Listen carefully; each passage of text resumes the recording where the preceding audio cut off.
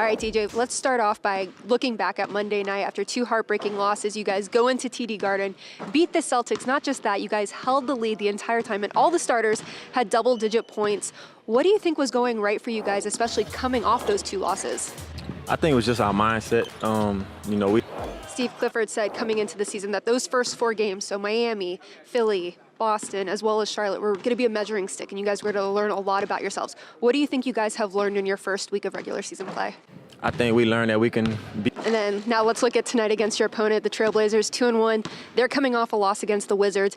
A big matchup for you tonight. You have Lillard as well as McCollum. What are some of the problems that they present you, and how do you go about trying to just stop them from getting those shots? I don't think it's a matter of stopping those.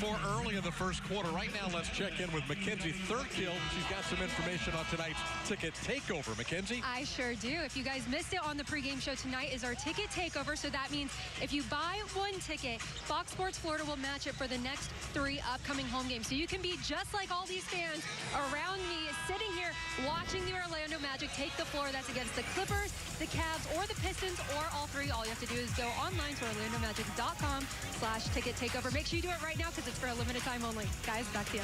Thanks, Mackenzie. Those tickets available at all different price levels, so you could be down in lower bowl, upper bowl if you prefer. The Orlando Magic brought an end to the Los Angeles Lakers 4-game win streak after defeating them 130-117. And this is the first time since December of 2016 that the Orlando Magic have even reached 130 points in a single game. Nikola Vucevic finished the night with 36 points and 13 rebounds. And when asked if he was satisfied with a 500 record now that the team is 8-8, here's what he had to say.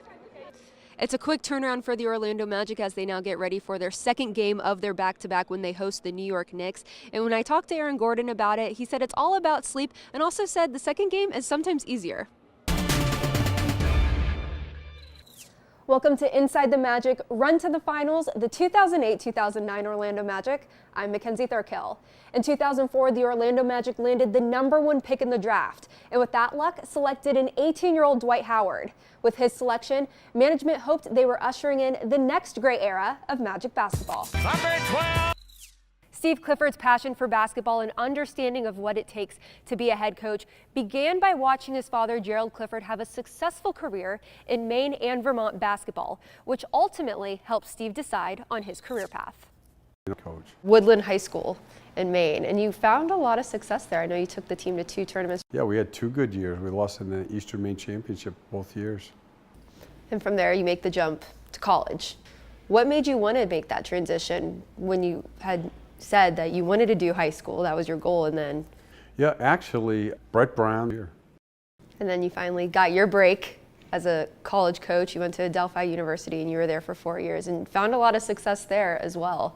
You know, the biggest thing for Adelphi was... And then ECU for a year, because I've read an article that you said you're like, I know this is the right step for me because it's to my dream of becoming a D1 head coach. And I think I realized then that the only way I was going to get a head Division I job was to go back to Division I.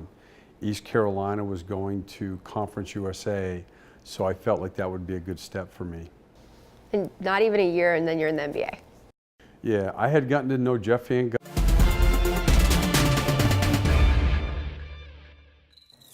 In 1992, the Magic won the NBA lottery, and with the #1 pick selected, Shaquille O'Neal.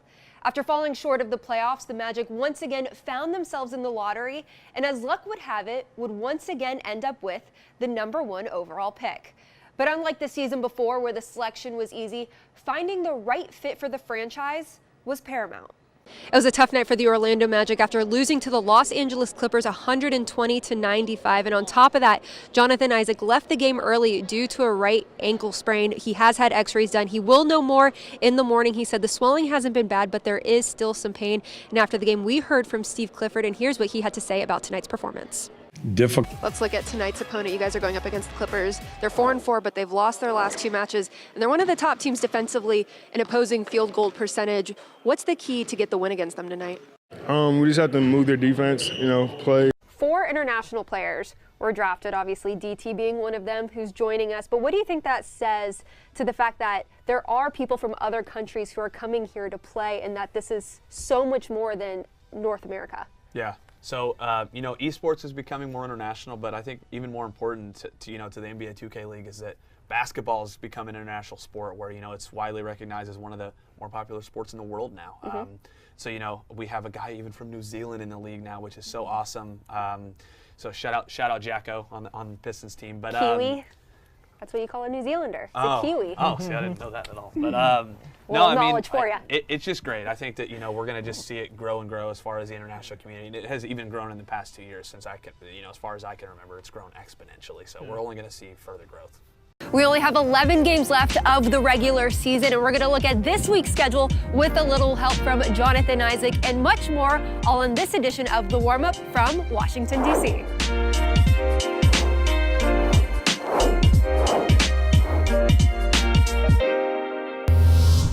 All right, J.I., so we're going to play a little word association. You have 3 games next week, so I'm going to name the teams you're playing, and the first thing that comes to your head after I say the team. Are you ready? All right, sounds good. First up, New Orleans Pelicans.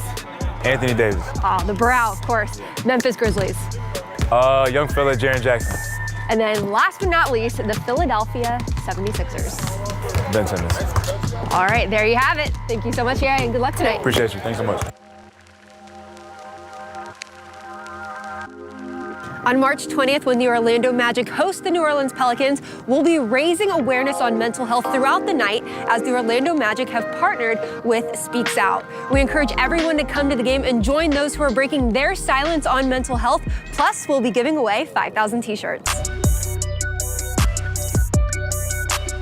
April 5th is the last home game of the regular season, but not only that, it's Classic Night, where we commemorate 30 years of Orlando Magic basketball. The guys are going to be wearing the classic jerseys, which could be the last time you see them until they're thrown back into the vault.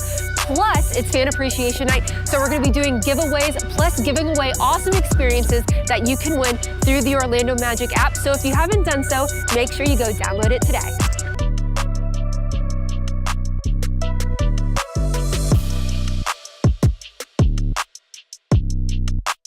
Thanks to Southwest Airlines, I was able to get a direct flight out of Orlando to visit our nation's capital. So next time you fly, make sure you check out Southwest Airlines. That'll do it for me on this edition of The Warm-Up. I'll see you back in Orlando. And until next time, I'm Mackenzie Thirkill.